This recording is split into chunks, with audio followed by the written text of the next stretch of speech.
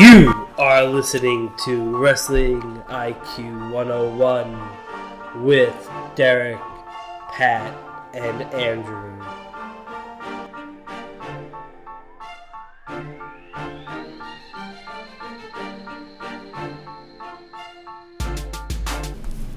Hello everyone and welcome to Wrestling IQ 101.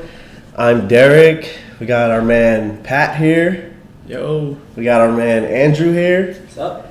And this is our first episode of many that we're going to have on wrestling. So we just kind of want to introduce ourselves so you guys as listeners can get to know who we are. We kind of created this podcast together to give a perspective from the fans' point of view.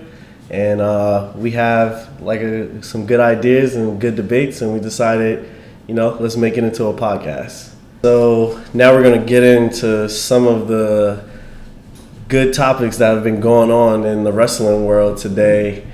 First, we're going to start off with something that's pretty interesting, which was a cross-brand type of thing. CM Punk going into his first UFC fight. I don't think it wasn't, I don't know if you could call it a success, being that he got, tapped out in the first round. But, I do applaud him for, going after his dream, I guess you can call it, and actually stepping in there. Was it his dream? Yeah, it was his dream, actually.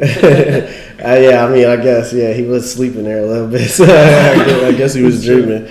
But,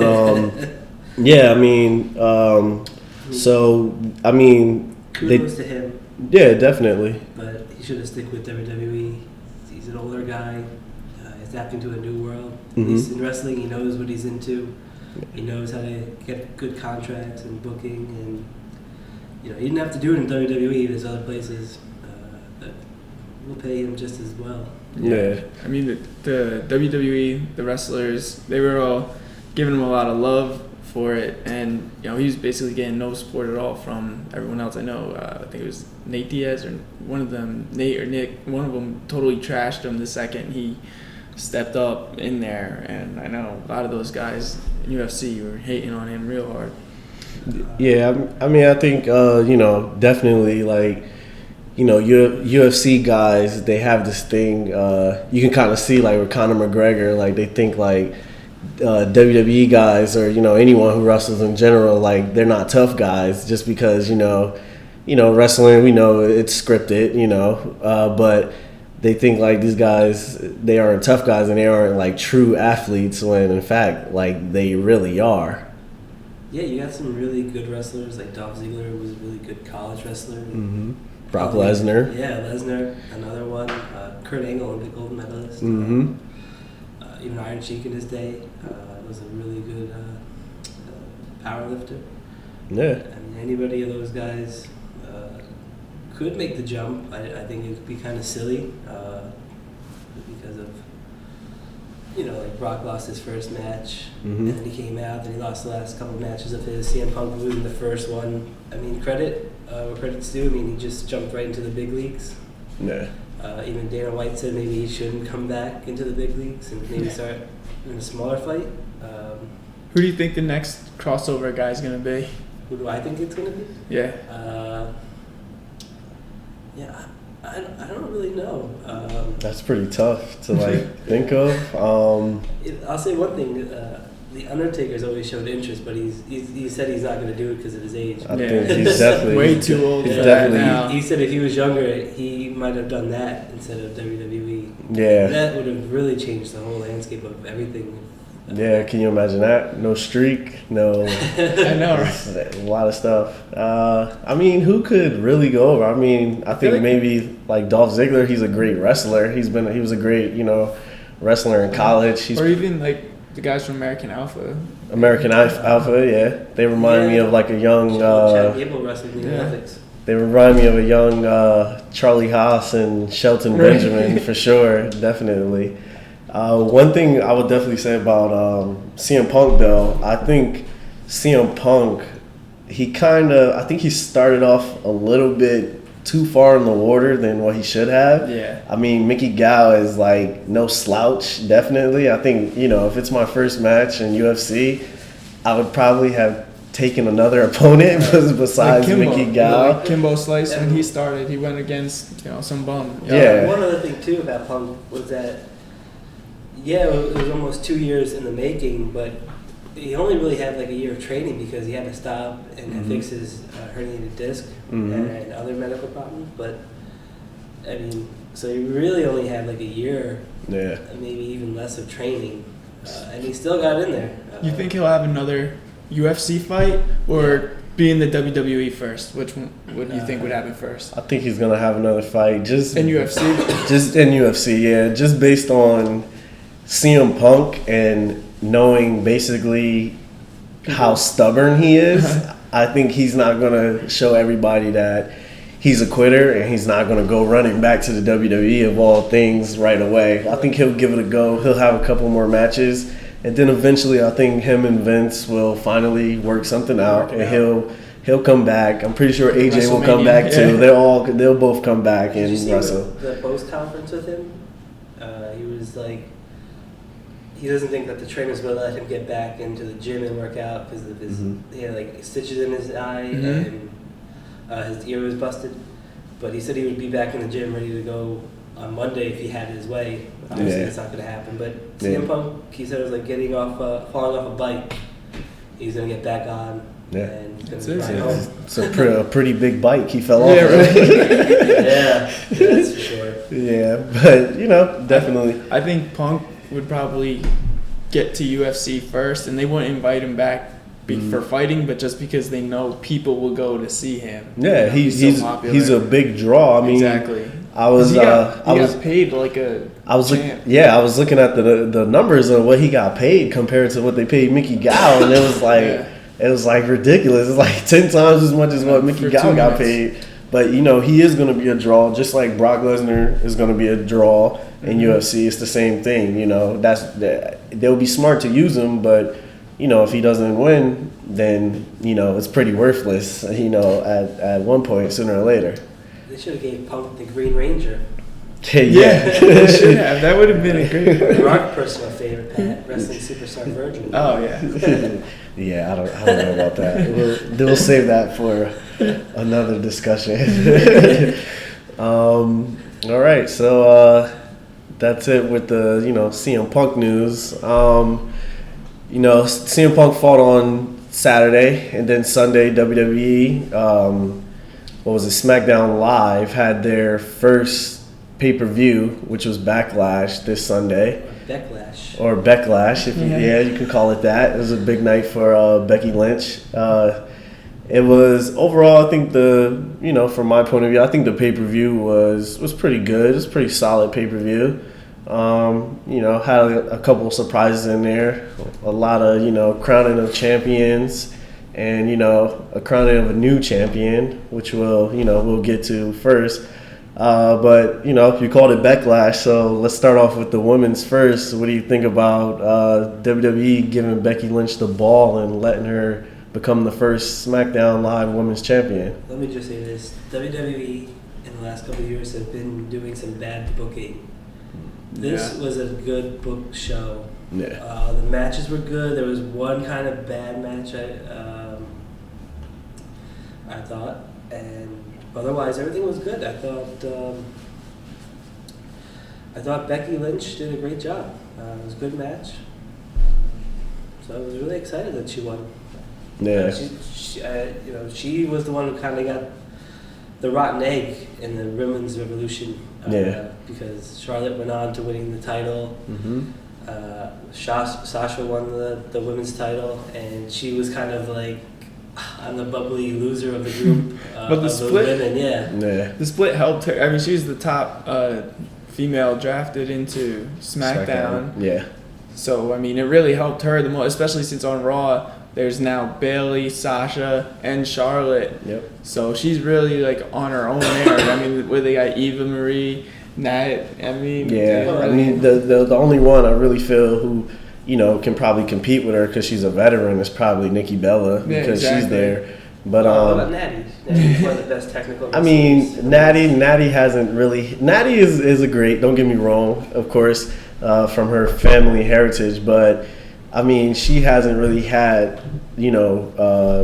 any significant like time lately on TV or booking that I think is worthy of her being a WWE Women's Champion. But I always liked Becky Lynch. I always thought she was really good. And I think, out of what they have, she's probably, the best women's wrestler on SmackDown Live, I would say. I agree. Yeah, definitely. So I was, and I'm actually pretty happy, that, the women's revolution, if they're still calling it that,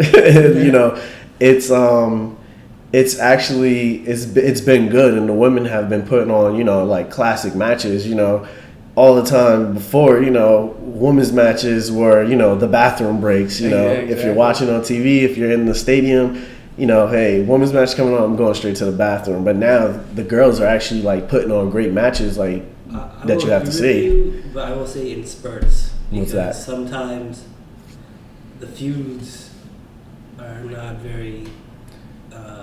They're not consistent sometimes. Yeah. Women's feud, sometimes like. They just kind of out of nowhere. Yeah. Mm-hmm. Like why these two were fighting. Mhm. Like Carmella and Nikki, that just kind of came out Yeah. of nowhere. Yeah. Everyone thought she was a face Carmella like a couple weeks ago, and then she just beats up Nikki Bella for no reason, which I like. That they're giving Nikki Bella, Carmella, and Alexa Bliss the opportunity now, and I think they're really going to shine because those were the two prospects that were my personal top prospects to make it. Yeah. I must have a crush on Alexa Bliss. Yeah. I mean, Carmella gets no reaction from the crowd, and like thing is, she still does like the whole Enzo and Big Cass gimmick, but she's on her own, and they brought her up separate from those two, and so everybody's just like, what's going on with this? Why? Like, here's my question. yeah. You trade Bailey for Carmella and put. I think that'd be better. Yeah. I mean, I with think the Cass and Enzo, Yes. and then put Bailey on her I would, own. definitely. Try to make that division a little bit more stacked, I guess. I mean, I think that would be, good, but I think, kind of like what their idea was to kind of like, give Carmella her own push. I think they're just trying to like break her away from, Enzo and Big Cash and kind of give her, her own thing. I mean, I think if she was on Raw with Enzo and Cash, she would probably get lost in the shuffle, and she would be seen more as like a valet or manager than them actually giving her, giving her a good role as far as it comes to the woman division. I kind of like her on SmackDown the way she is. I think, with what they did with, her and Alexa Bliss and, Nikki Bella and kind of like switching their characters from heel to face, I think, just doing the brand split itself, that WWE had to figure out, what they wanted to do with people, get fans' reactions from stuff. And, in one aspect, I do kind of applaud them for that because they saw Carmella, she's beautiful, but, she wasn't getting any reaction from the crowd at all. So, what should we do? Let's make her a heel. Nikki Bella, she came back. She was, a quote-unquote heel, but the fans were happy that she was back. So, you know what? Let's reverse it. Let's make her a face now. So, right there, I think they did a good job with that. I think it'll ultimately benefit both of them. Nikki Bella, it doesn't matter. Heel, face. She has a big, legion. She's the Beyonce of WWE right now. So, she's going to have fans regardless. It doesn't matter. But I think for Carmella's sake, like, I think it was a good move for her. And If she's the Beyonce, then what's Carmella? Carmella, she's the Rihanna. she's the Rihanna of WWE. Also, I'm a little curious because they kind of depleted the NXT women's division. Yeah. Yeah. So they need a little resurgence, but they have some good talent like Billie Kay, Asuka, Liv Morgan, who I really like. Okay. So it'd be interesting to see where those ladies end up too. All right. So going off of that, then, who would you say has been the better GM so far? Has it been Mick Foley? Would you go with Daniel Bryan? or even go into NXT? Well, then if we're going to NXT, I think Regal. Yeah. But between their brands, I would say Foley. You like Foley better? Because Shane and Daniel Bryan just agree with each other. There's nothing entertaining about that's a good it. point. They're just like, yeah, you're right, yeah. No, you're right. And it's like who can kiss each other's butts a little bit more, where Stephanie and Nick have a little bit of a contrast where they're trying to agree. That's true. I do like that aspect better. You know, like they're trying to get along. You know, Stephanie has that. She's the evil tyrant of the authority, and now she's trying to be a good role model. You know, I don't think people are buying. And then you got Mick Foley, who's just the lovable goof who just wants to believe so hard that Stephanie is good inside. Yeah. So from that segment, I believe what they had last week, the little girl who was crying, I don't know, whatever they were talking about, but yeah, I see that's what he's trying to do. The shy little girl, yeah, with the smile, whatever. Oh yeah, yeah. Right. But I mean, if I have to pick the best, I mean that is a really tough one.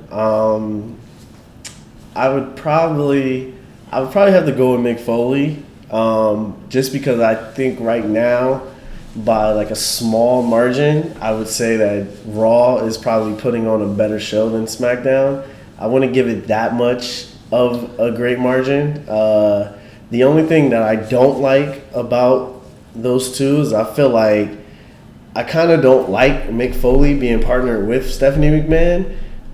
Maybe if they disagreed a little bit more, but I feel like Mick Foley has kind of, how you say Daniel Bryan just agrees with Shane McMahon. I feel like Mick Foley has just been agreeing with Stephanie McMahon the whole time too. With the whole Seth Rollins thing, I didn't even understand. You know, they were both pushing for Seth Rollins. You know, Mick Foley, I don't get it. You said, then you do a promo last week when you say, you know, that basically that he doesn't even like Seth Rollins. So I'm like, why were you pushing for him? They should have had him pushing for Romans or Big Cass or somebody else instead of agreeing with Stephanie for, that's true. You know, Seth Rollins. And the thing too is that Foley went against Stephanie. Where he's like, she was suspending Seth, and he's like, no, you're not. Yeah, now it's starting to change. Yeah, so now there's a dynamic. I mean, you know, a couple weeks ago, Shane said to Daniel Bryan, "You have to apologize to the Miz," and Daniel Bryan turned around and said, "Well, you know, don't put your nose into Brock Lesnar's business." Yeah. And that was like the only time they really had like a disagreement. Like a little bit of a conflict, yeah. After that, they're like, "Oh, let's go watch this match," and and I think agree with each other. I think that part with the Miz was the best thing that Daniel Bryan's done, and that's just because of the Miz. You know what I mean? Yeah. And I mean, I think it's weird that Mick Foley and Daniel Bryan are both the GMs because they were both like such faces and fan favorites, and that, you know, they don't want to come off as like bad guys. You know what I mean? Yeah. To change what like they were as wrestlers and everything. I gotta say, Mick Foley I thought was a really odd pick. I thought the same. It's a weird pairing for him to be with Stephanie McMahon. Yeah. You know, I get the Daniel Bryan with, you know, Shane McMahon. That makes sense. Yeah. And they could have went with anybody in a suit that maybe would have made sense, or put a wrestler in a suit. That too, yeah. You know, maybe somebody who was injured or something like that. You think they did it for the show, Holy Foley? Yeah. I do. I think WWE is really good at subtleties, bringing in promo, right? Perfect times when it's time to promo. I mean, you remember that when Hulk Hogan came back, I used to always tell Andrew, we used to talk all the time, I used to say Hulk Hogan is a promo whore. Yeah, because that's basically all he was doing. He was plugging the WWE network. That's the only reason they brought him back for. And I think WWE is good at that. They knew they were coming with their new show, Holy Foley. You know, my obvious pick, who I thought they were going to go with, I thought Triple H was going to be, you know, Stephanie McMahon's pick. So when she picked Mick Foley, I'm like, you know, that's a big surprise. But I will say, which I feel like you might go into, is that I kind of understand why she didn't pick Triple H, because, you know, they might be going with an NXT angle with the whole, you know, Triple H interfering in the match. because he's mad that the Raw guys are, taking his roster and all that stuff. So kind of like the NXT invasion, bringing it back to, how it was 3 brands before with ECW, SmackDown, and Raw. So I can kind of understand that. But still, overall, I think Foley wasn't the best pick for Stephanie McMahon to be her GM. Nah. I like the idea of Triple H and NXT doing an invasion angle, if you will. Mm-hmm. I think NXT is the most superior brand. They have an hour on the WWE Network, and they have a 2-hour special every once in a while. They definitely are the best. The brand itself is different. It feels different. It has a very they have the best crowd. Yeah, and it has like an old school wrestling vibe because they don't really rely on a lot of storylines. Yeah. They don't do big backstage segments. Everything is in the ring. They tell good stories. They have great wrestling matches. Yep. They have Joe Nakamura. Bobby Roode, Aries. I mean, NXT is the hot show right now. It's almost like they can't top themselves, and then they find a way to do it a couple months later. Why do you think a lot of the successful guys in NXT don't translate well to the WWE? As far as you mean like stories, matches, like Bo Dallas, Neville. I think vaudevillains. I think a lot of it is creative. Once you get to Raw, it's a different creative. That's doing the stories for you. The guys, they don't just like lose their talent once they go up to Raw or go up to SmackDown. They still have their talent. They still have their abilities. When Bo Dallas first came, the first gimmick, I thought he was great. I loved him. I thought he was hilarious. Yeah, I thought he was great. But, a lot of the time, too, I think what WWE does, sometimes they give up on gimmicks before it can catch on with the fans. They don't let it run long enough. And then they're deciding, they hit the panic button and decide, oh, let's switch this guy up. And then, Bo Dallas right now, they put him in, the social outcast. And then now they're trying to give him a run again, more aggressive Bo Dallas. I don't know if I really like it that much. I like the old Bo Dallas better. Yeah, I don't like this, squash match Bo Dallas thing that's going on right now. I'll put it to you this way. It's like somebody has a box of toys, and then somebody else takes that box of toys and they use them the way they want. Yeah. So, Triple H is doing a great job developing characters in NXT. And then they give them to Vince, and Vince is like, well, we kind of have an idea. Yeah. Maybe. I think you can kind of see, like, the difference in Triple H. He's definitely the new school. Vince McMahon is still, as much as they want to tell us that Vince McMahon isn't out of touch. I think we can clearly see sometimes, yes, he still is out of touch. Don't get me wrong. Vince McMahon is a wrestling god. Let's be, serious about that. He's a genius, but everybody has their time, but and things change, and I think Triple H has a really great grasp on, the new school and what people want, and I think Vince McMahon is kind of, set in his ways, and at the end of the day, who makes the decisions? It's Vince McMahon decisions. It's his company. Until, he hands over the reins to Triple H, Stephanie, Shane, whoever he decides to hand it over to. It's his decision at the end of the day. But, I think, Triple H is doing some great things in NXT. And I think if you're like a hardcore wrestling fan, I think, like, you love NXT, I like the look of NXT. NXT looks great, I like the dark feel of it. Like at Brooklyn, they made the ring like black and stuff like that. Just the darker atmosphere, really showcasing the talent to me. That really sticks out. Yeah, it's like NXT. I feel like it has like a Ring of Honor vibe, like an old TNA vibe when TNA first started. And they had really good talent. Even like an old ECW minus the extremes, but those guys in ECW were just as good wrestlers like these guys now. Were from indies and like everything, I guess TNA at this point. And that's where a lot of the great talent comes from. Is from the indies right now, and then now this is great because a lot of the guys that we were watching or that the hardcore wrestling fans know about, now they're being broadcast to the rest of the world. And I think it's great. Yeah, I think that's good too. It kind of hurts the indies because then they got to scramble again and try to make new stars. Sometimes it's hard for a promotion to do that in the midst of where they want to go in the future. Yeah. But props to the people that get up there, and props to the indie scenes for continuing. Definitely. Okay, so we got a little off track. We were talking about Backlash. Now, another title that was crowned at Backlash, the tag team titles.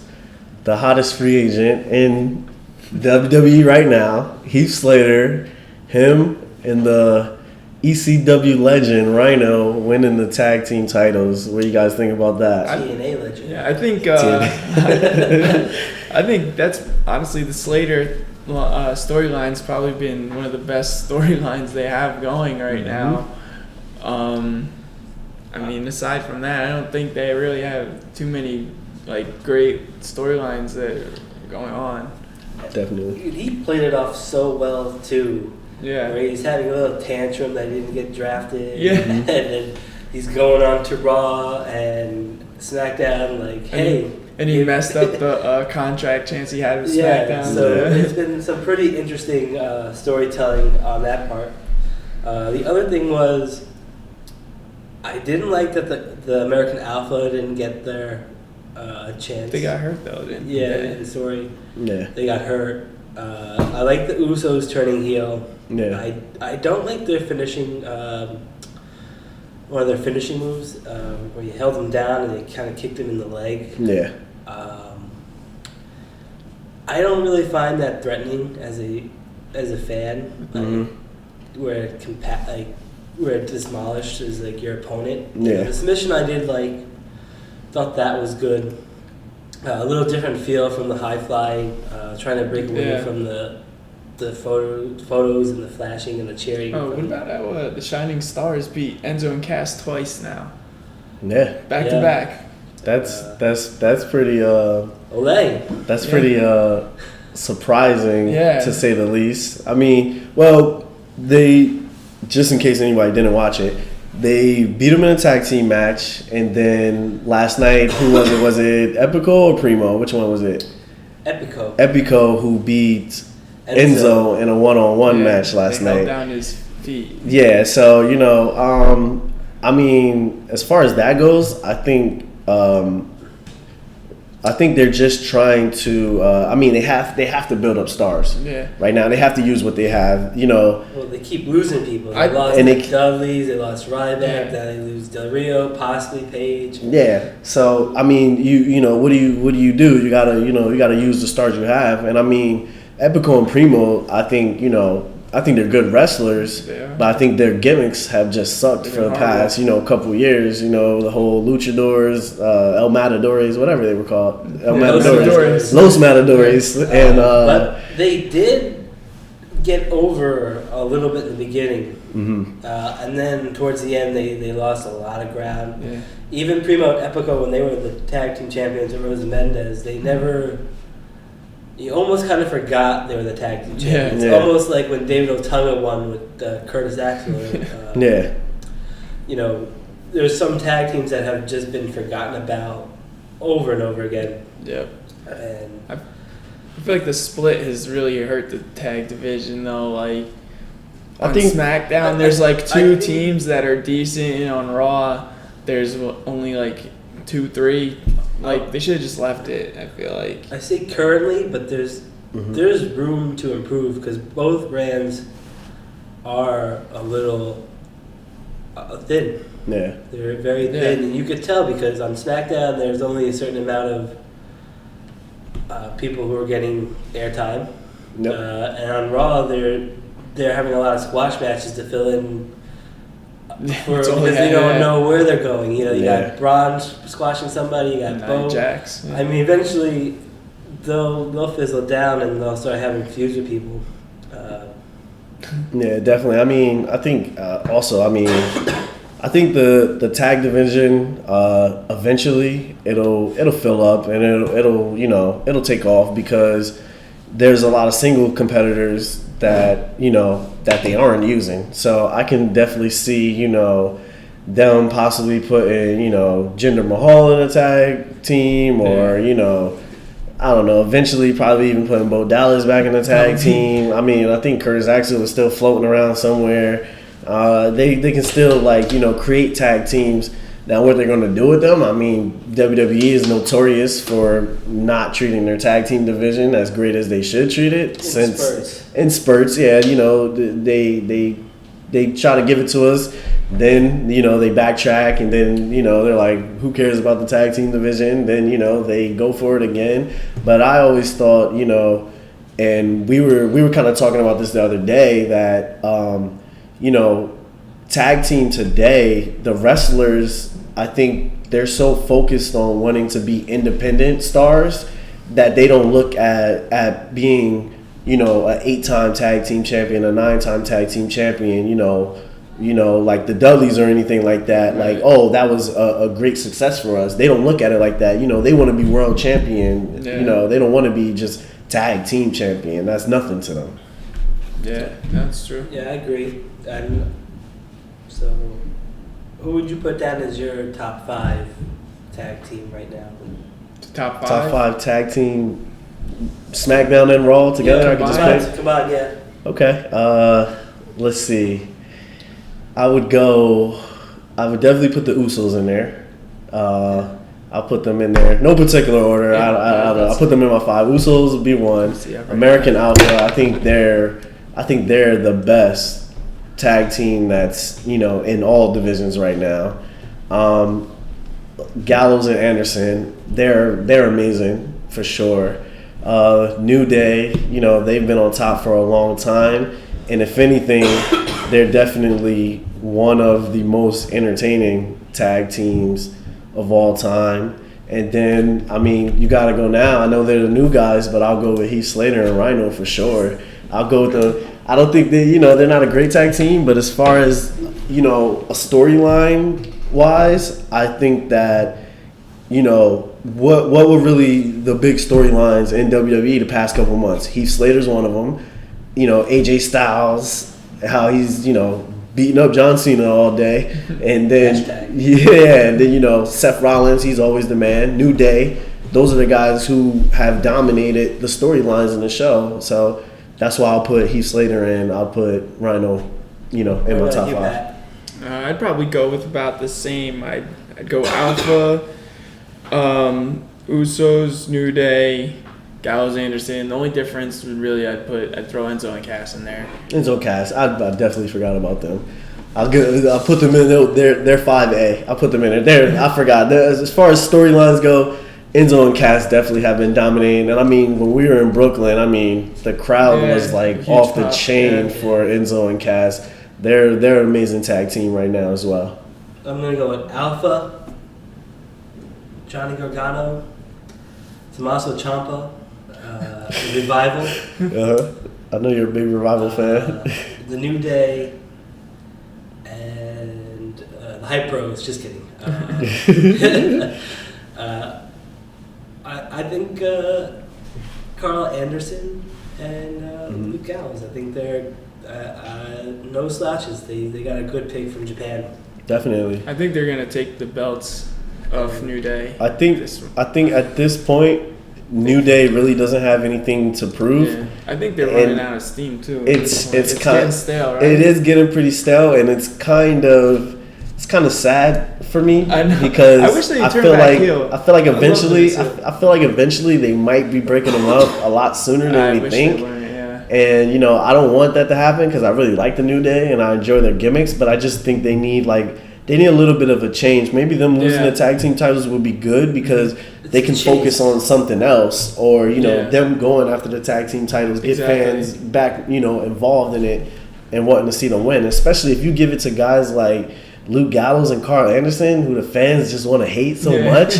Fans are gonna love that, They're actually heels that people guys don't like. Yeah, and they're gonna love that the good guys are chasing, and that's what. Now that we're talking about chasing and the heels, I kind of thought on SmackDown as well that they would give the titles to the Usos since they're the new heels, and that they would have, Heath Slater and Rhino. True. Or American Alpha, since they got injured, have them, with their big comeback, have them chasing the Usos. And I think, I don't want to say it's a missed opportunity because I think, you got to build off of, Heath Slater's, momentum. Now that he has it, you have to build off of that. But I think that would have been a good storyline for them as well. And they might go in that direction sooner or later. The learning from Sandow. On to Bray and Orton. That didn't happen. Yeah. The match that happened. That didn't happen. That didn't happen. Yeah. Kane. Why the hell would they have Kane win? He doesn't need a win. When's the last time they had a replacement guy win? Kane doesn't need to win. He'll never need a win ever again. And if he was the replacement guy, he shouldn't have had one. I mean, just when we thought they were going to give Bray Wyatt a push and that, they were going to let him get a good victory, even though I guess, quote unquote, he got a victory over Randy Orton since he won by count out. I would have said the opposite still because there's always been a thing with WWE where even if they change a replacement guy, that replacement guy, if he was supposed to win the regular guy who they're replacing, he would still win. Yeah. And they would just keep the storyline going with that. Yeah.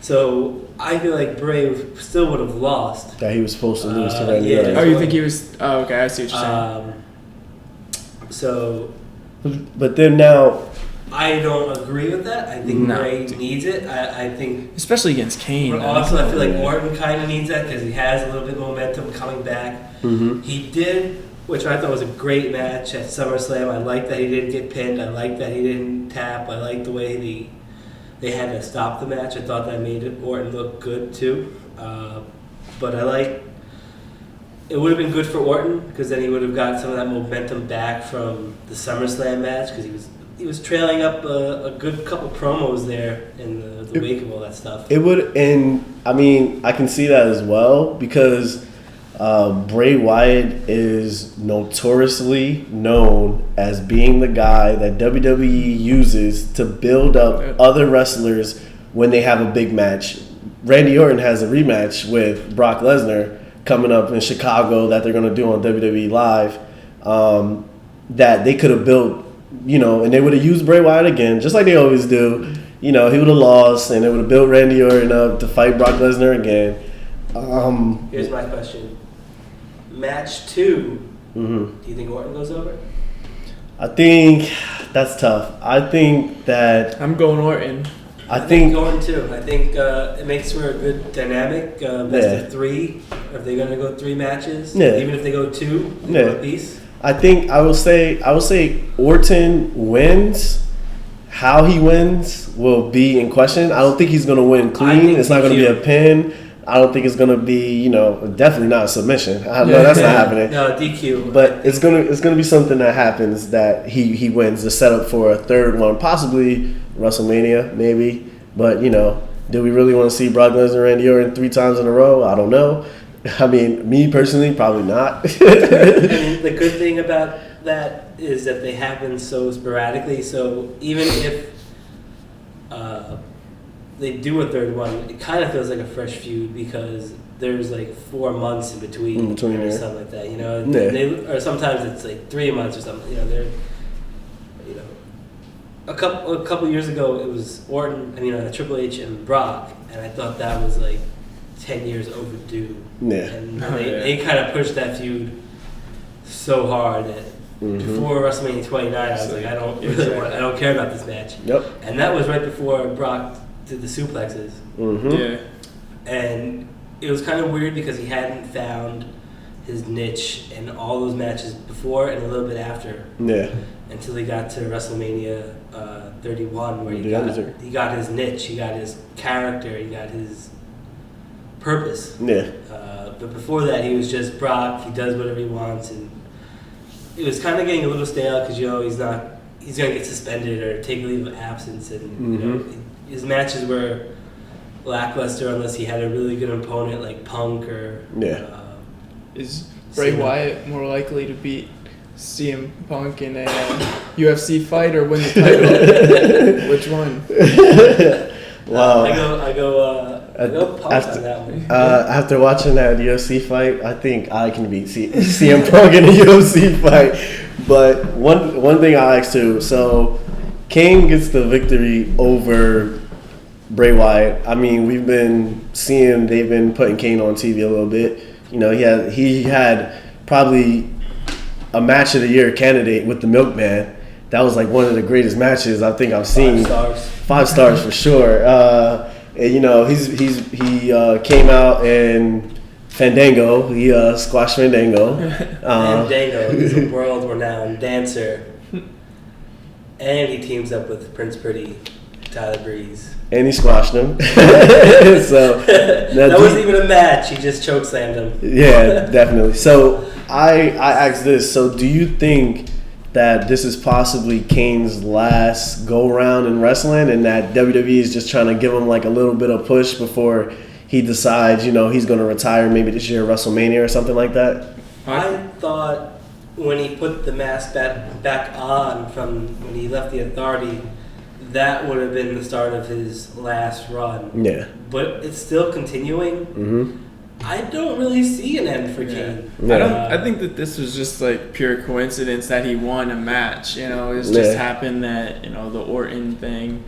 You know, I don't think they're really gonna push him or anything like that. You know? Yeah, and I feel like Kane, he's pretty lucky to be one of those guys where, you know, he has lasted a very long time. You know, he's up there when it comes to, you know, longevity as far as, you know. We're talking about Shawn Michaels. We're talking about The Undertaker. We're talking about Ric Flair. Even Hulk Hogan. I think Hulk Hogan and Ric Flair are probably having a street fight at some independent wrestling promotion right now. But I don't think so. They probably put them out of business because they couldn't afford these two. Yeah, but you know he's lucky enough that he can still actually put on decent matches right now. And depending on who you put him in there with, he could have a pretty solid match that you'd be like, oh, Kane still's got it. And Kane is, you know, he's pretty up there when it comes to age right now. To be honest with you, I think there's been some good Kane matches,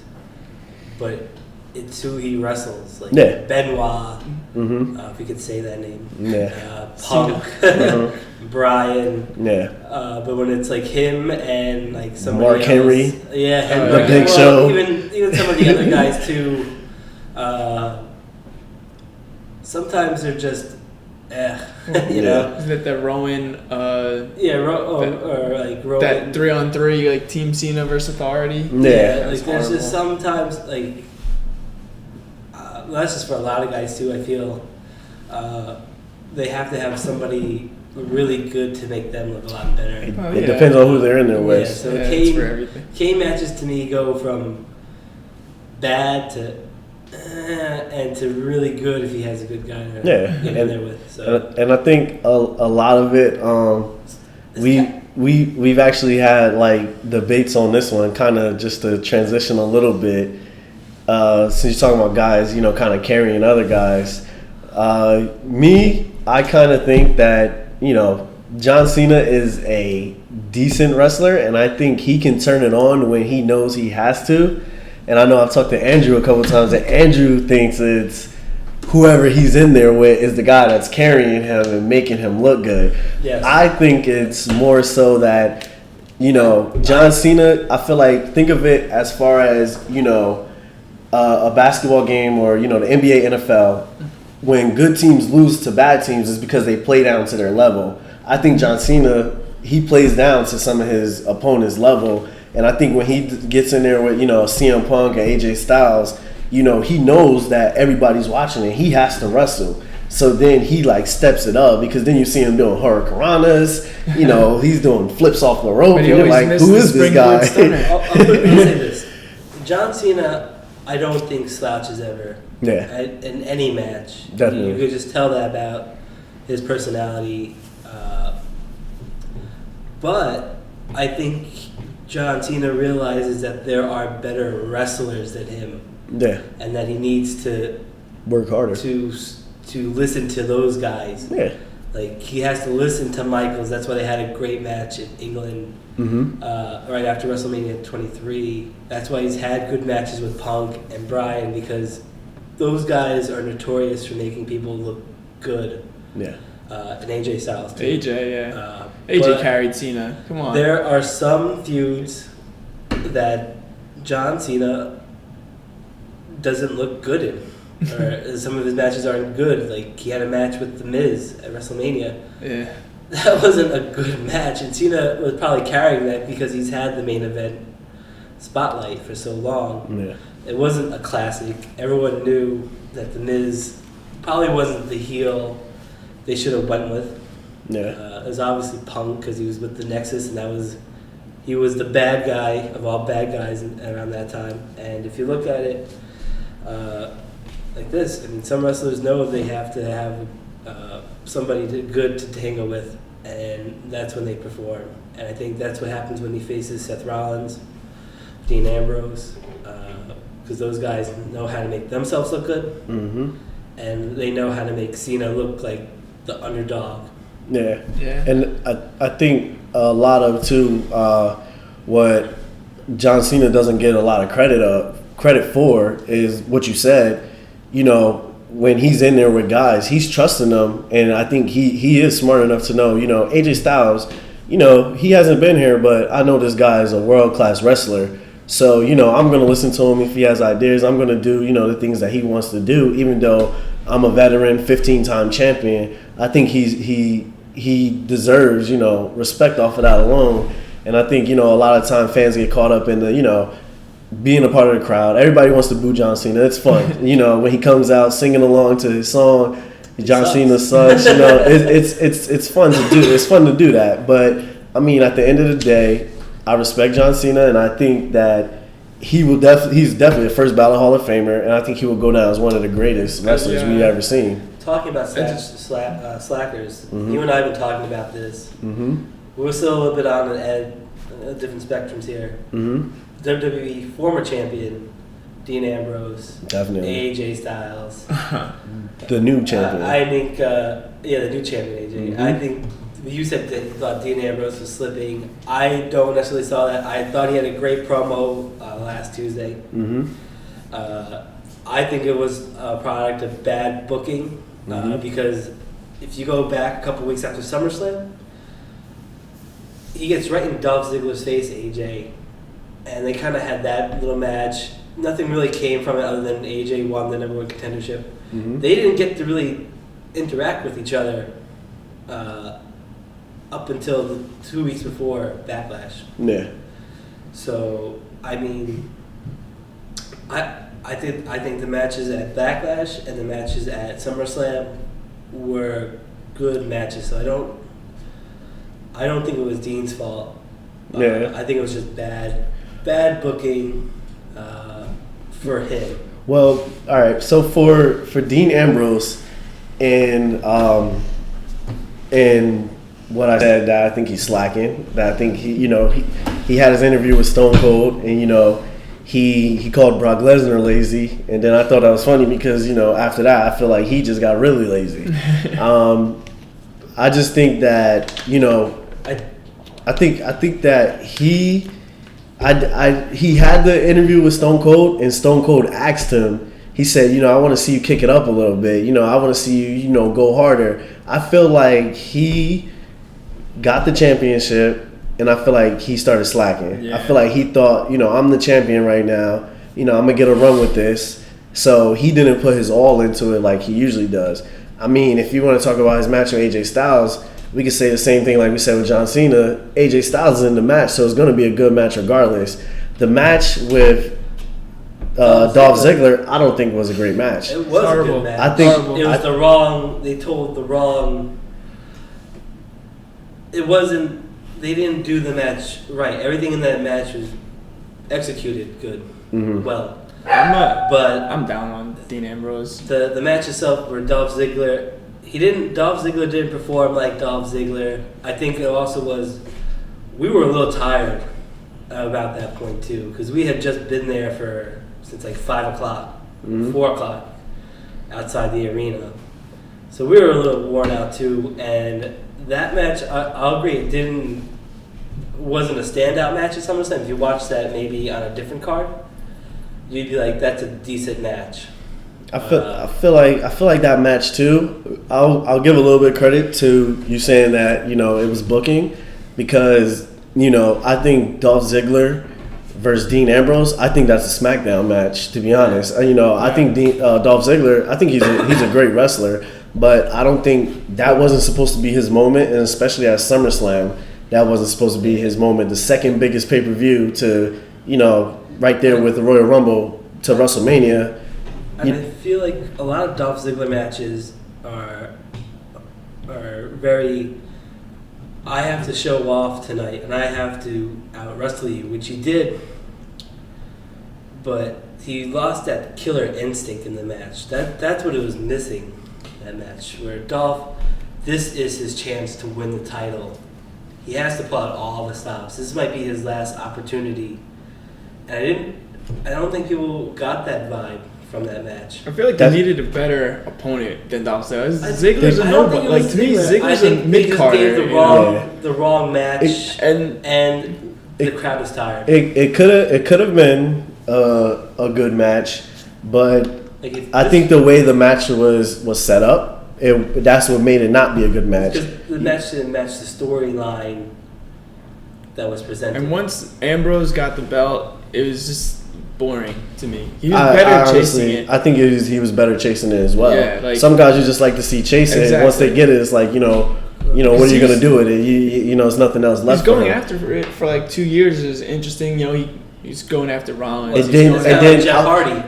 He chased it his whole career as a singles wrestler, and every time he gets so close to it, it got ripped away from him. And even when he did win it, it was still ripped away from him. I mean, to me, Ambrose, once he got it, is boring. And I think that's one thing that kind of like, as a fan, because don't get me wrong, I'm a fan of Dean Ambrose. I think he's a great wrestler. But, one thing that kind of hurt me is because, like, it's like, think about it as far as like Daniel Bryan. When Daniel Bryan got the title, Daniel Bryan still has to fight all the obstacles because he's not the biggest guy in the fight. Yeah. Dean Ambrose, I feel like he got the title, and then, it was just like nothing. I don't think his promos were good. Yeah. I don't think his matches were great. I think he did better stuff before. Bryan only had one obstacle because then he had to relinquish. Yeah. Well, yeah. I mean, but I think I think Dean Ambrose, I would have liked to see more out of him. Especially, I mean, dude, motivation enough. You're sitting there with Stone Cold Steve Austin, dude. You're talking about one of the like greatest of all times, and he's giving you a challenge, and he wants you to go out there, and he wants you to steal the show, work harder, and I think you can kind of see some of that from his interview. He said, I'm not like the John Cena type. I'm not going to be the guy, giving a speech and stuff like that. He's not going to be the ultimate leader, like they want him to be. Going back on John Cena and the titles and everything, I'm not a fan of John Cena. But I do think he's probably the only guy in like the past 3 years that have even made that U.S. title relevant. After that, it was who was it? Rusev. He came and went. He got it again, and then it was the Lucha Dragon guy, Kalisto. Yeah, Kalisto. Yeah, who I hate. It was like an irrelevant. Nobody even cared that he had it. It was him and Ryback going at it for like 30 seconds, and then. Even they lost some traction too. I thought Rusev did a good job when he had it. But I think when Cena had it, the U.S. challenge was awesome, and they had great matches every time. It was Zack Ryder or Neville, Sami Zayn. Every week it was a great match. Something new. Yeah, and then even after Rollins had it for like a minute, he did that open challenge with Neville too. Yeah. That was even a great match, you know. I mean, I think you gotta. I think WWE they look at ways to. Del Rio had it too. Del Rio had it as well. Yeah, they lost some momentum on that one. I think WWE, what they try to do is, I think they notice after a while, okay, we're putting all our focus on the World Heavyweight Championship. Why don't we try to make some other championships seem important? So I think that's what they were trying to do with the U.S. title. Even at the same time, they were doing that with the IC title, because I believe Daniel Bryan had the IC title when John Cena had the U.S. title. And if you think about it like that, before WrestleMania. Yeah, if you think about that, you know, who else could they really have done all that with besides John Cena? That's the never give up guy, the guy who will put the title on the line to anybody, whoever, whenever. So I think that was a good scheme for him. But, you know, I also think, you know, with Rusev before, leading up to that, I think that whole story where Rusev was great. He was getting, you know, the most. He was squashing everybody, and he was getting the most heat out of everybody. I think in those U.S. title matches, in those U.S. Open challenges, it was like a great way how they introduced a lot of the NXT guys too. Because I think that's how Neville came. That's how Sami Zayn came. Yep. And like Owens too. Yep. And that really helped out. You know, Kevin Owens, his big jump. You know. He says it all the time still. Yeah. I beat John Cena in my first match. So, now that we spoke about the U.S. title, Backlash, Miz and Dolph Ziggler. Yeah, I mean, what do you think about the Miz as the IC champion? I love it. I love it too. I love it too. Yeah, I think a lot of people don't give him credit. They don't give him his credit for, you know, as good as a talent he is in WWE. I think he's one of the best heels. I think he's one of the best talkers on the mic. Absolutely. People love to hate him. People, if anything, you want to pay to see him get his butt kicked. You know, I think he's great, and you partner him with Maurice, his wife. You know, that adds another factor to it. She's beautiful, so you hate him even more because you're like, how did he even get this girl? In that match, I like Miz as a face for a little bit. I thought and people were still booing him. You just want to hate him. He just has that face that you just want to kill the Miz. You just want to hate him. And his personality, but at the same time, I think this character works for him. I think it's great. Yeah, I think they should have went with this character a long time ago. I think he found his niche. It took a while. I thought the promo that he had at WrestleMania was good. The match didn't live up to where it was. Yeah. But that said, he came from the reality world to the wrestling world. And you got to respect that. If anything, sometimes those things don't correlate with each other. And with the Miz, it took a while. Yeah. But I'd like to see the Miz hold that title for a lot longer. I think it'll be great. I think it'll be the never-ending reign. And I think it'll be great because, you know, fans, they love to hate him, and I think you just got to find that right guy that you're going to bring in that fans want to see get the title, and that you're going to have him just chase the Miz, and then he finally gets it, and then there you go. You put another superstar over now, and now you just made a superstar. So I think that would be great. I was just going to say, in that match, too, because we were talking about before, it started out, the way it started, they were, like, going back to the CM Punk fight. Like, the Miz ran on top of him, he jumped on top of him and was, like, punching him on top of him, and then he put him in, like, a rear naked choke. Yeah. And they were, like, you know, kind of taking a shot at CM Punk.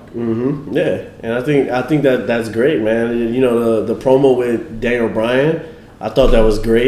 You know, people at the end of it, they didn't know if those guys were serious or if it was, you know, just a work, you know. But I think it was great, and I think Miz, he's so believable. Sometimes when he says things, like you really think that he means those things, and that's a good heel. I think that's when wrestling's at its finest, when there's just a hint of like reality in there. Like you know, where the Miz is calling him out because he can't wrestle. You just know Daniel Bryan wants to do that.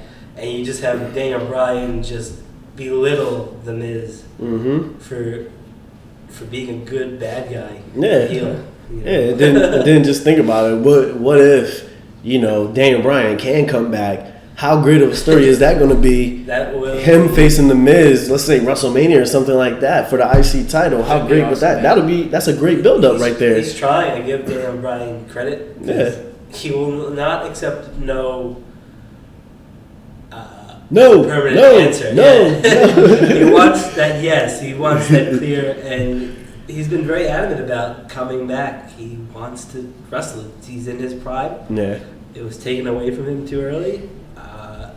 I really thought maybe he would quit and do it on the Indies when his contract came up, but he said he has a wife. They're trying to have a baby. Yeah. He needs a job, and WWE is the big game in town. The highest payer, I'm pretty sure, and WWE sees that they can, you know, make some money off of him as well too. Yeah, and that's one thing.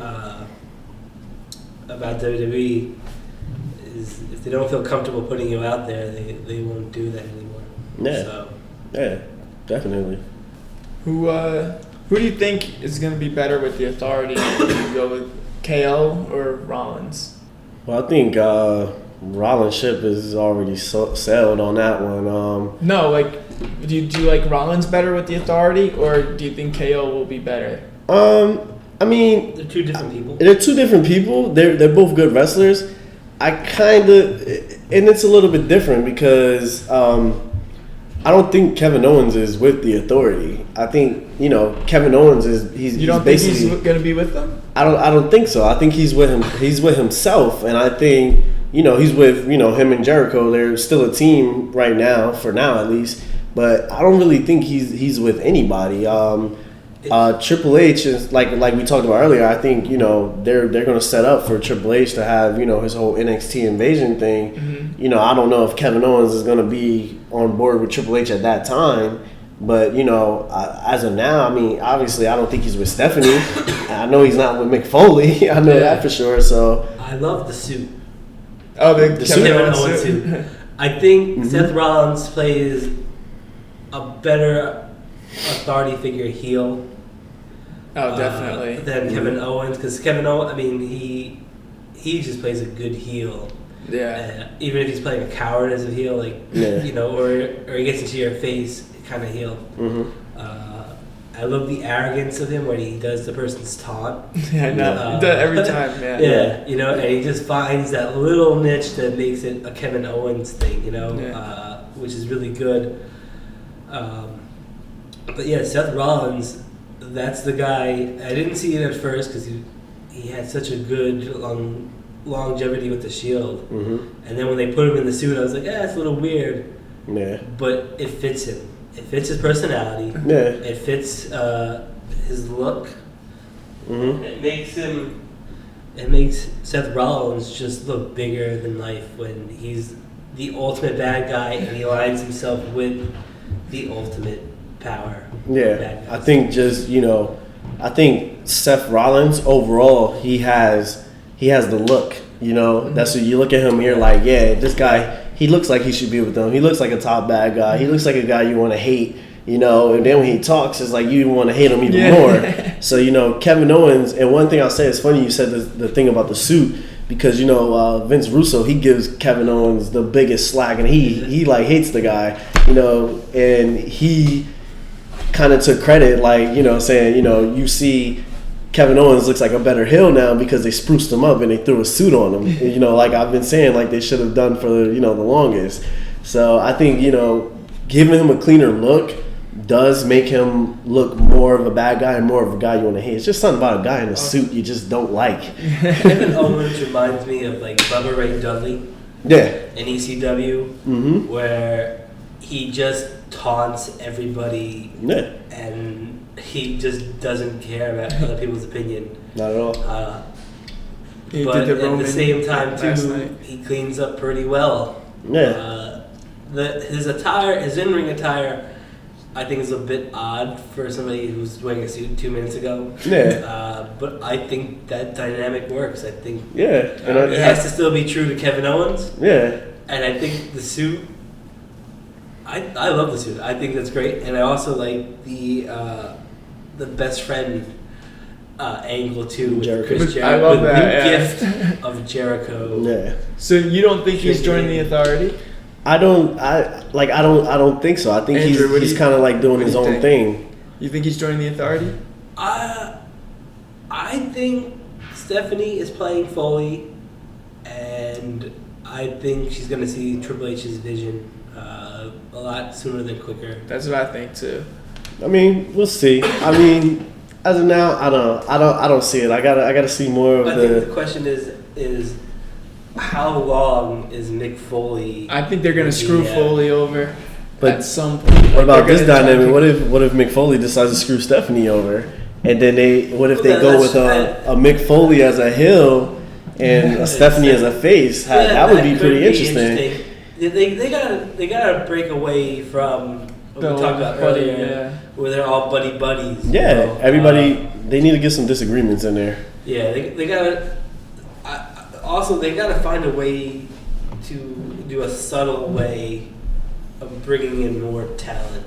Definitely. Instead of just the vignettes, or having people like fight Cruz for, is lost right now. Yeah, people fight for a contract or something like that. They gotta just start subtly bringing people in. I feel that will also help when, like a year from now, when the roster's kind of set. We'll see. I think we're going to see a different Raw, a different SmackDown from what is there now, just because of the depth in the roster. I think they'll, especially once they get the cruiserweights in, I think Raw will be better. They'll be able to fill up some spots with the cruiserweights, and they'll put on some great matches. Well, they've been putting on great matches. Well, they are putting on great matches, but it'll be on a bigger stage now. Raw, more people can see them. Yeah, definitely. The thing, and then SmackDown. Hopefully, they'll fill out, and they'll bring more guys in. Like we were talking about, they're giving us, these video packages for, people like Jinder Mahal, Kurt Hawkins, who were there. They didn't really do too much. Yeah, we talked about that. And then now, they're giving them video packages to hype them up. But then the thing is, if you're no going one cares. no one knows who they are, and no one cares. And no one cares. But if you're going to give me a video package for Jinder Mahal better come in and kick everybody's butt. You better build it up, man. He's about peace now. Don't just bring him in and let him get beat. I mean, he got a couple of victories since he's been back. But I was there on Saturday for Kurt Hawkins' last match. The place went wild for him. We've been to shows where they've gone wild for him at the WrestlePro. Yeah. He ended up losing his last match there to Kevin Matthews, but it was a good send-off. Yeah. A very nice send-off. They put a Kurt Hawkins fact on the screen. But he is a guy that they didn't really make a couple of years ago. They had opportunities. He had a good tag team with Tyler Rex. Yep. He had a good tag team with his major brother, Zack Ryder. Zack Ryder, yep. And even when he did his little solo thing in between, they put him on Heat and Main Event. Yeah. Those type of shows, and NXT for a little bit too. And he's a good wrestler, a good enough wrestler and personality that they never should have. He definitely and downgraded him. And the thing is, I feel like with him, kind of like with Jinder Mahal, fans won't be excited to see him come back. Yeah. But they haven't seen him how we've seen him. We've been going to WrestlePro shows, we've seen him, and honestly, I'll say I really didn't know that he was that great of a talent until he went into the indie scene. Then I was like, oh, this guy can talk. This guy can actually wrestle, and he's putting on great matches. At one point, when he was doing he was just like hosting shows and DVDs for WWE, and he was with the cane, I legitimately thought the guy was injured. I didn't even know what was going on with him. But then I saw him start wrestling again. I'm like, oh, this guy can actually wrestle, and he's actually good.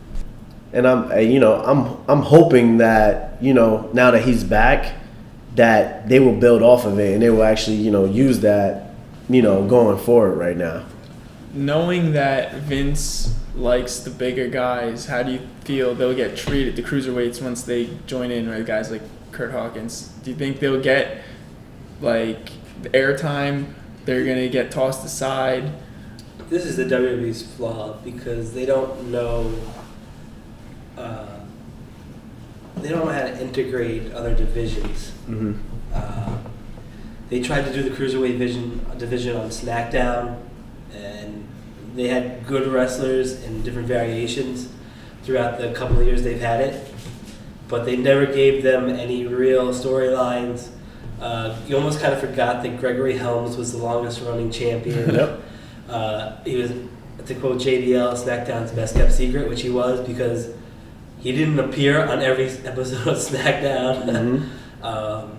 So I think the question is now, how do they elevate something that they've kind of tarnished themselves? Yeah. And I was kind of thinking of that, and I mean, I don't know based on time constraints and his workload, but if you were to ask me, I would say you put Triple H in charge of the cruiserweights. That's what I would think. He's did a great job with NXT. I think the cruiserweights transition well to NXT style and the type of wrestling that they've been doing there. Now, I don't know if that's really possible, for him to actually be in charge of NXT and take, care of, the cruiserweights at the same time. But I think, if not Triple H, I think there has to be someone who's going to be dedicated to the cruiserweights, and that's going to want to see it succeed, and that can be in charge of that, and not just Vince McMahon. Because if we go by history, Vince McMahon, he's going to let it go. He's going to build it up because they're going to have a new title on Raw, just to fill up titles and to kind of fill in slots. But then after a while, I think he's honestly just going to let it fade away. And the thing, too, is they brought in 32 really good wrestlers for the Cruiserweight division. You can fill out the whole roster right there. There's 16 on each show right there. You can fill it out. So they really went the extra mile to get good cruiserweights. Zack Sabre Jr., one of the best. Kota Ibushi. Tony Nese is a good wrestler. I mean, Brian Kendrick, Tajiri. So you have a lot of. I mean, some of them are already wrestlers. Working for WWE as it is. Jack Gallagher. Who do you think's gonna have the most immediate impact, recognition by the crowd, impact on the thing? I think Brian Kendrick, maybe Kota Ibushi because he's so popular. Or Tajiri, I feel too, because people know who they are. I would say Brian Kendrick. I think when they first started the Cruiserweight Classic, that was your guy. That was my pick to win it. I think Brian Kendrick. I think he's great, and I loved him when he was in SmackDown. That was a missed opportunity back in 08. Yeah. With the Brian Kendrick. Yeah, he was great. Big Zeke with him. Yep. I mean, I think politics played a role in his downfall there. They even moved him to Raw, I believe, and he still had some oomph to him. Yeah, I mean, he's helping them. He's coaching everybody, develop. Yeah. And so he might get some love. I don't know. He did have a really good lengthy tag run with Paul London. Yep. And then when he was Spanky too, when he first came out, that was a long time ago. Yeah. He still had personality, and he's one of those smaller guys that sometimes get lost in the smaller guys. They're just good wrestlers, like Daniel Bryan. He doesn't have much of a personality. Yeah. But he came right out of the gate with some personality. He had some, lack of a better word, some spunk. And Daniel Bryan, it took him a while to find his personality. If they bring the cruiserweights in, would they drop Kalisto in there? Would they Neville, guys like that, so they can maybe give them on SmackDown? Yeah, but still, or Neville. We talked about this. So he could get a shot, A year from now, I feel like they're gonna do some trades. Yeah. Oh, yeah. That's what I'm thinking. Yeah. And the thing that I didn't like was that they made the Universal title red, and the tag title's blue, the women's title blue. Because now what happens if you draft the champion over to another show and they bring that red title to SmackDown? And you're like, that it doesn't fit. Well, I think you could change the strap and make it blue. I think that what they're going to do with that, I think they're going to be pretty smart about how they do their draft picks or who has the belt at a certain time. I think they're kind of just going to leave the belts where they're at. I'm going to be interested to see what they do with that. The old draft was that everybody was eligible. Yeah. And that sometimes Raw would have 2 champions. Yeah. And I like that. That chance of switching up the belts. I mean, they're still gonna have a world champion SmackDown. Doesn't matter what they call it. But I like that it's a complex storytelling, thinking maybe SmackDown won't have a champion or Raw won't have a champion, even for a week or something like that. A day or even a couple of hours. I think that dynamic is just good storytelling. Yeah, definitely. and we're sitting here and we have SmackDown playing in the back, and look who's actually back. John Cena is back. AJ Styles is in the ring. Isn't this a surprise? Mr. Never Give Up is back. Pretty interesting. And we were talking about him Always give up. earlier. Always He gave up at SummerSlam. He didn't see the armband. Yeah, you know, he leaves and he comes back. You think? Almost like Lesnar now. Yeah. Yeah, right? Yeah, definitely. It's almost now a treat to see John Cena, especially on SmackDown. He's always been a Raw guy. We saw Cena on Raw while he's on SmackDown. We saw him at Raw. We did see him in a live. He's been doing a lot of dark matches and a lot of live events because a lot of them are still advertised for those cities. Shows, At the there was a live event yesterday, and he teamed with Orton, and but Orton didn't take any bumps. That's why I read it like just as we're coming in. They said Orton didn't take any bumps, but him and Cena were on a team. I don't know. I forget who they went against. That's crazy. So people leaving. You have Del Rio gone. You got Paige probably going. The Dudley Boys leaving. You guys think any casualties are coming up soon, or they're trying to lock down? I don't think they can afford. I don't think. Yeah, I was about to say the same thing. I don't think. And I feel like it's a mistake to push Paige out the door the way that they are. Really, she's one of the better women and more popular ones too. I mean, at this point though, you gotta look at it. Where they're at with their relationship with Paige, is it really even beneficial to keep her on the show anymore?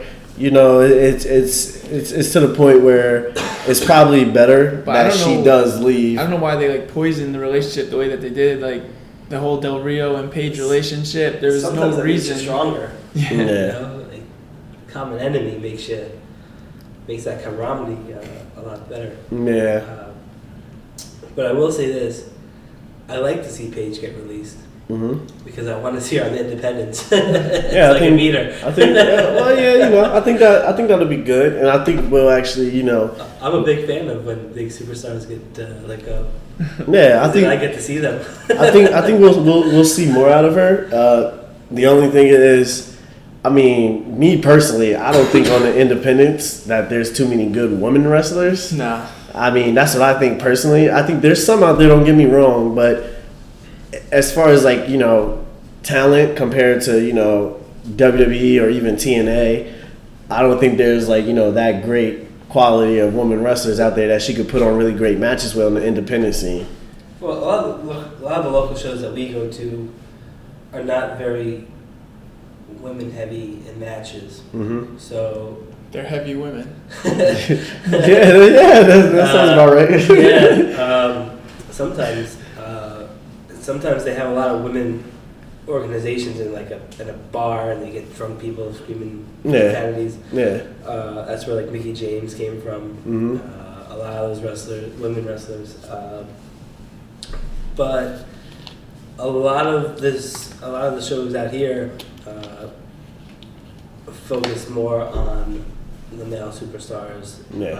I don't know why. There was a couple of good women wrestling shows. They've kind of ceased. Once in a while, there are some breakout women, like Tessa Blanchard. Bullet Babe, I think, is a pretty good wrestler. She doesn't always have the best matches. Shelly Martinez is always at ringside for a lot of those shows with LAX. Yep. So, yeah, I mean, a lot of the independent shows still use them as valets and sex objects. But there are some good shows out there. And there are some good women wrestlers out there, too. Definitely, yeah. So as far as that, also, I don't know. Did you say Ryback left too as well? Did you? Oh yeah, the Ryback. The Ryback, he left as well. Ryback. He got his name legally changed to Ryback. Yeah. My favorite woman wrestler, Steffi Silver. She's really great on the indie circuit. Yeah, Steffi Silver. Yeah, big shout out to Steffi Silver. Maybe she'll hear this. Maybe we'll have her on. Yeah, maybe one day that'd be cool. Yeah. So there's a lot of guys leaving. Oh, Cody Rhodes, we forgot about him too. Yes. He just put on a great match against Pat Buck. Pat Buck. I was there. One little botch in the match. Mm-hmm. But the Dusty tribute was nice with the ladder. He even pulled out a no longer dashing Cody Rhodes with that mask. Yeah. And he used it to headbutt Pat Buck. Yeah. I thought that was great. So a little homage to everything Cody he's done in WWE, and his dad is a great guy, one of the nicest people I've ever met, genuine. So all around good feedback for Cody. The crowd loved him. I know the match was a good match. I know a little bit of a long line for Cody to meet him too. So he's not hurting. I've always thought that. Cody Rhodes was probably, to quote JBL again, one of WWE's best kept secrets. I always thought he could have been a top heel guy there. He could have been a top face guy. He could have been their heavyweight champion, if he was just given the opportunity. But, unfortunately, he wasn't given the opportunities that he should have. And he got endorsed by Ric Flair, which doesn't hurt, because Ric Flair was also there on Saturday. Yeah. And he called him one of the best young talents. Definitely. In wrestling. When you think about Cody's gimmicks that he's been given, and they've all been so ridiculous. He's done the most with them. Yeah. I mean, aside from Sandow, the two of them have been given some of the most ridiculous gimmicks, and he's done more than what anybody else can and really do. The thing is, you got to think, Cody Rhodes, he is the son of Dusty, and Dusty the same thing. You give him the polka dots, and he still makes the most out of it. Exactly. His brother, Goldust, you give him the paint, he makes the most out of it. Not all the time. Not all the time, but There's been some sketchy characters in TNA and WCW. Yeah. I mean, you gotta look at the sources too. WCW probably didn't really know how to book Dustin Rhodes. Yeah. And TNA kind of came up with their darker version of Goldust, a creepy version. Almost like the WCW version, I think a little bit more creepy. Comparing it to their fame and claim, their big stuff, Goldust and WWE, he made the most out of it. Even when he flipped the script in the Attitude Era, when he became the artist formerly known as Goldust, they still knew how to handle that. Where a lot of places either gave up or they went back to him being Dustin. Yep. Yeah, but I think they're obviously one of the most known wrestling families today, and I think that says a testament to who they are, that they can be so versatile with whatever gimmicks that they're given. Definitely. So on to our next topic. We have we saw SmackDown Live. They had their first pay-per-view. And now Raw is going to have their first pay-per-view, which is, the Clash of Champions. How do you guys think that is lining up so far? I think New Day. Yeah, like I said. The club. It's going to be interesting. Yeah. I think the club is going to take the belts. New Day is going to drop the belts, like we said earlier. And then, what do you have in the Jericho match? I personally we talked about Jericho the other day, Derek and I, how he's the one guy who just gets it. And he changes the character up so well. It took him a while. The first Jericho run was very good. Yeah. And then when he came back the second time to save us, that wasn't so was great. Okay. It flopped sometimes. And then when he flipped the script again and became a heel, awesome. So I like to see Sammy win, but I won't be disappointed if Jericho wins, because he's just Yeah. He's just gotten so much better in age. I would, obviously, Jericho is like one of the best. He's one of the best things going. Yeah, he's one of the best. He's one of the best things going right now in WWE. But if this is what they said it is the new generation about pushing new talent.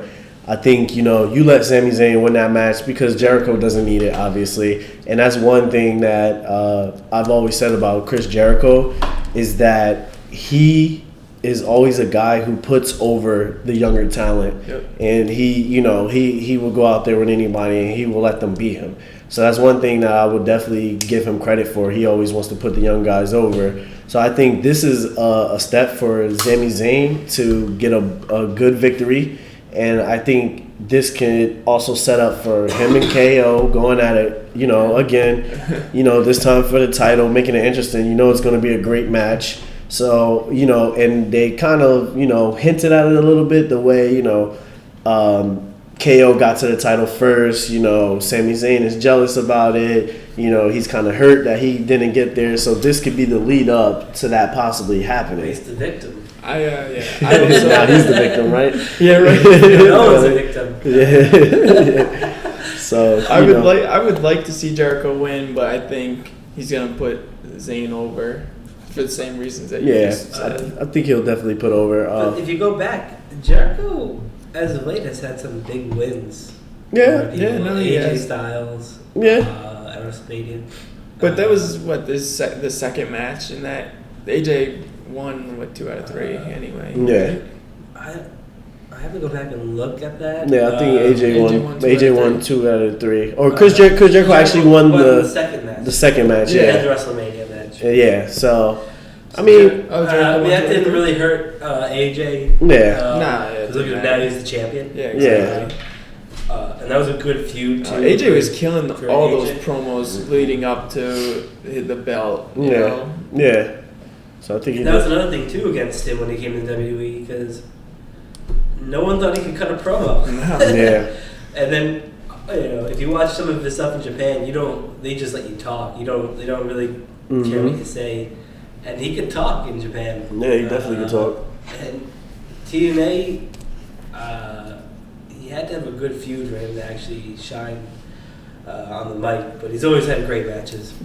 Yeah. Everyone thinks KO is gonna retain, right? I think Kevin Owens running. Exactly. He retains. I think it'll be a great match. Something a little bit different. Seth Rollins, we get to I don't know what you want to consider him now, but we kind of get to see him as like a little bit of a face. That's what, yeah. So something a little bit different. So I think it'll be interesting seeing those two. We never really have seen on this big of a stage Seth Rollins versus Kevin Owens. So this would be a pretty good match. I don't think Roman will interfere. Roman is probably headed at a match with Rusev for the United States title after Rusev interfered in, the match. That seemed out of nowhere, right? That seemed out of nowhere. I mean, on Instagram and Twitter, you just see Lana and Rusev have been on vacation for like 2 months now. I don't know what's going on. WWE giving them that, compensation there to go on the honeymoon, but they, not bad company to be on vacation. Yeah, seriously. So no, but I'm glad he's back. I mean, I think this kind of like I'm more so happy for Roman because I think this kind of gives him something a little bit fresher. He can have his feud with Rusev, and I think this also helps Rusev because I think Rusev, just like you said, besides John Cena, Rusev has probably been the only relevant U.S. champion besides John Cena in like the past year. So I would definitely like to see those two feud. I don't know, maybe you give Roman the U.S. title to try to bring that credibility back like John Cena had. He kind of has that, that same never give up type attitude, all versus one type attitude. So I think it would be good for them, and I think it gives people, people are probably going to boo him anyway, but, maybe to, kind of repackage him and change him up a little bit in that feud and keep him a little out of the main event, a little bit. I don't think keeping him out of the main event stops the boos. No. If anything, I think they stay the same. I think people they want Roman as a bad guy, like Yeah. Cena. They He's just not crave a it. good You guy. know, like they He's not want a to bad like him. They want to like Roman. They want to like Cena. But they want to like them as bad guys. Yeah, the like The Rock. fans want Roman as a bad guy, and they Yeah. make the Usos the bad Yeah. guys. And like if you go back, The Rock, people hated The Rock, but I think secretly they liked The Rock, Mm-hmm. and that's why it was such a good switch when they turned him to a bad guy, because eventually people loved him. Yep, definitely. So I mean, Who do you got in that match? Rusev and Roman. 10. which is not official yet, Yeah, but it's we're not- it assuming probably will be, it's. yeah. I'm pretty almost sure that it's going to be official. I like to see Rusev win that one. Me too.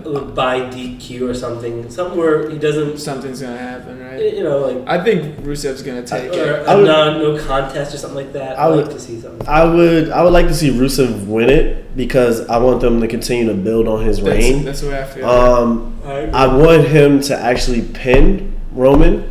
No matter whether it's clean or dirty, I would like to see him pin him or submit him. Maybe he submits Roman and Roman doesn't tap out type thing. Just passes out. He passes out from the pain type thing. But I think that would be good for him. And I only say that because SummerSlam kind of was like a no contest type thing where they already did that. I don't want to see it twice happen again. But I think they should go with Rusev on that one. Yep. To me, I think that would make the thing a lot bigger if they did 2 no contest, because they're like, because that match didn't even get started. Mm-hmm. This one would be like they can't beat each other, so they have to go and do it again. Yeah. I like to see some type of gimmick in this match too, like some weapons Or or no something DQ. like that, or like something to really play on the strength that Roman does have a little bit of a hardcore side, because he's done some stuff with the announce tables and some chairs and stuff like that, and Rusev just has this overwhelming bruteness to him. Yeah. So I like to see them do something like an Extreme Rules match or something like that. I don't think they'll do that. Probably one-on-one, because they like to save those for Extreme Rules pay-per-views. But I like to see a different type of contest between the two of them, just in a regular ring.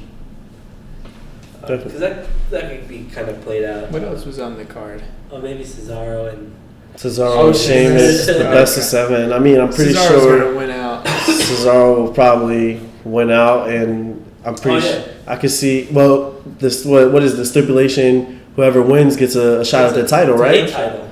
Oh, a title. They haven't announced which one. So they made it like that. So Which Yeah. one? I think I see. You think I see? US? US would US, have to be. Well, I would It's on Raw, right? I would see. I mean, I think. Cesaro needs a belt. I He think. does. I think Cesaro and Kevin Owens would be a really good match. It'd be pretty great. But I think Cesaro, him and Rusev. I think that's a great mid card battle right there.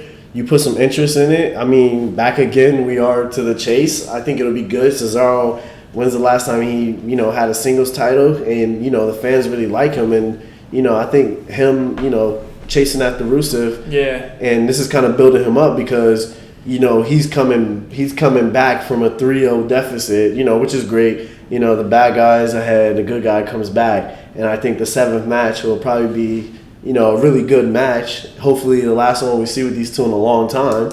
So You know what I want to see Cesaro go against Rusev for the U.S. title, and then let Roman go back into the main just title. push him back into the main event. Yeah. I mean, We could go against Big Show to go back to win and go back into the main title picture. I think putting Roman back into the main. He's a main event guy. I mean, let's be serious.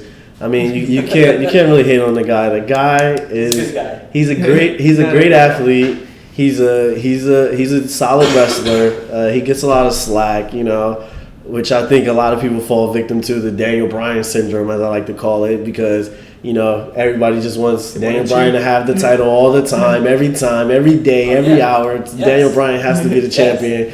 So that's when guys started hating him. And you even think about it, guys started hating Rey Mysterio. They were booing Rey Mysterio because he came out 30th and it wasn't Daniel Bryan. when the last time you ever heard Rey Mysterio get booed by anybody? Right. So, fans, he fell victim to the Daniel Bryan syndrome, and I think that's what hurt him. And then, the Usos, they kind of fell under the same thing because, they're his family. And at least with the Usos, they changed them over to heels. Yeah. Roman Reigns, I think, Who's the one guy you would want to see move from either face to heel or heel to face? Cena. If we're gonna not include Roman Reigns, I would say John Cena for sure. Cena. I think John Cena as a heel, Needs it. that would be so shocking. That would be so surprising. That would be Like you Hulk put Hogan. that on the level, yeah, exactly, of Hulk Hogan when he changed over to a heel. But the thing is, I think WWE doesn't see like Eric Bischoff saw the value in changing Hulk Hogan to a heel. WWE is looking at it as a Like perspective. sales, I like got merch. get all these sales. Kids love him. He has this great personality. We don't want to, give up hope and change John Cena into a bad guy. I think the revenue goes up as John Cena is a bad guy. I think it'll be great. I think people would finally get behind him. I think people are looking for an excuse to cheer John Cena. That'd be awesome. Yeah. I think even you give him a group. That would be. Oh, He doesn't need a group. I mean, he doesn't need it, but I think cool, it'll be. I think that would be cool. I think it'll be cool. Stable. You give him his own little stable. When the last time John Cena ever been in a stable? Be like 4 Horsemen. League of Nations. Nexus, when he was pushed, when he was put into the Nexus. He had a tag team going on for a little bit with Ziggler. No, he had B Ziggler. Squared. Oh, B Yeah, squared. that was a long time ago. Yeah. And then he also had some weird Ziggler tag team and partners the Big around Show. that time too. Yeah. He teamed up with the FBI. I think it'll be pretty cool. It'd be interesting to see him. Never had like a stable other than It'd be interesting to see him be a heel. Hell, imagine him with the Authority. That would be like Man. that would be like very shocking to everybody. I think that would definitely be good though for That'd sure. be good storytelling. Yeah. Because they've had 10 years to tell this story. Oh, yeah. Yeah, Right. for sure. Or more than 10 years. Was it 15 years or something like that? Yeah. So So they've I had a think- long time to tell this one. It'll be. Oh, yeah. It'll be great once it actually does happen. I don't think it will. I feel like Roman is a must that they have to turn him heel. Yeah, definitely. I think that will help him in the long run. I think turning Dean heel too will help Dean. Yeah. That'll be I great. think he has to find his placement on SmackDown. I don't think it's laziness because he's had good matches in the ring. His promos have been good. They just have no direction for him. He needs And to change. that's not his fault. That's that's on the company moving the pieces around to put AJ where he is. And I think Dean, I don't think he'll disappoint. I mean, he's the second pick in the draft, which really doesn't mean anything. But Yeah. I think people want to like Dean, but I think they really want to hate him. What about Finn? No, I think Finn is a good guy for now because he's got the He's face a good paint. guy. You got it. Kids love that. That sells right there. If you think in business standpoint, I mean, you gotta love that. The guy's a great wrestler too. The one thing about him too, People like Finn. people Oh, like yeah, him I a know. lot. Yeah. Yeah, everyone loved him, And yeah. he does some things that are just so crisp in the ring. But he's been a heel before. But That's he's what I'm been a saying. heel. Yeah, But he's been good the heel. thing I would say, I would like him more as a face than a heel, because me personally, I do not think Finn Balor is one of the greatest talkers when it comes on the mic. I agree. I don't know if that has to do with his accent or anything like that, but I just don't think he's one of the best promo men. And I think if you're a heel, you have to be a really good Yeah. guy on the mic to be a really great heel. To be fair, he's only had 3 or 4 chances on Raw to really do that. Still. Yeah. But he carried NXT for a year, hmm and he had some really good promos in NXT with Balor. I mean, with Samoa Joe for a few months. With anybody, Kevin Owens. Yeah. So he can talk. I think it was just an introduction period, like AJ Styles, where people didn't think he could talk when he first got there. Mhm. And look at him now; he's Yeah. hashtag beating up John Cena. Yeah. Yeah. And that's when Finn Balor's going to flourish when he comes back. He's just proven it. He proved it in Japan, and he proved it in NXT. And I have a feeling he'll do it on Raw. Definitely. Okay, so we're about at the hour and 40-minute marks. We've been going for a while now. So I guess we'll finish this episode with one last question.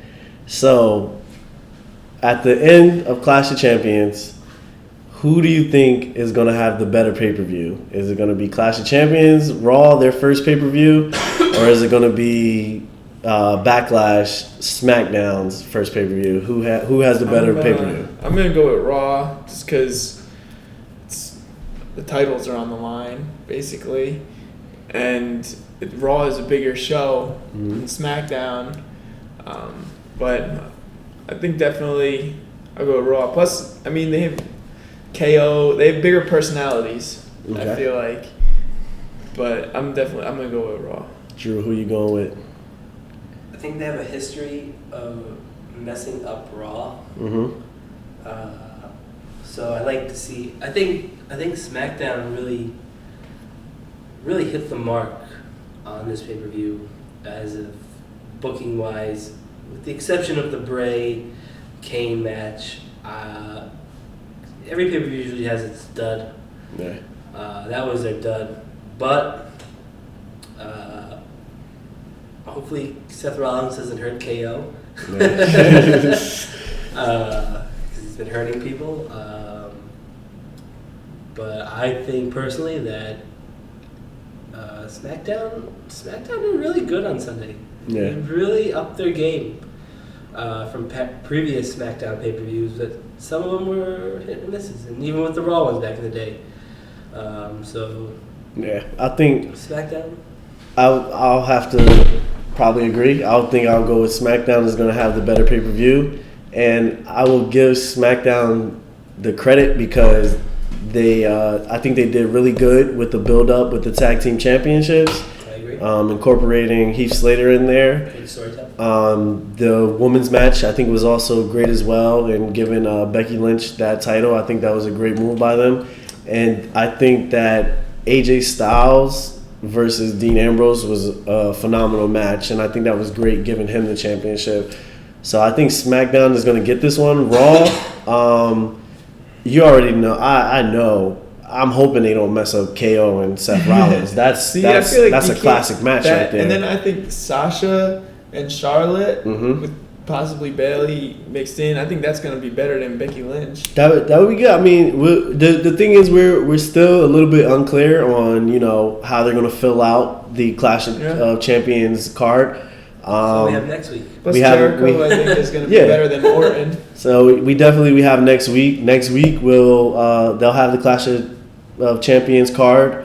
We'll all give our predictions. Maybe the week after they'll probably still fill out.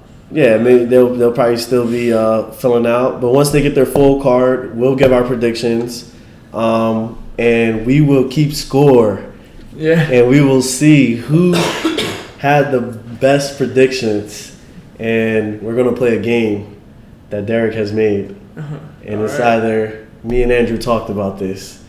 You're either gonna be the champ, or you're gonna get fired.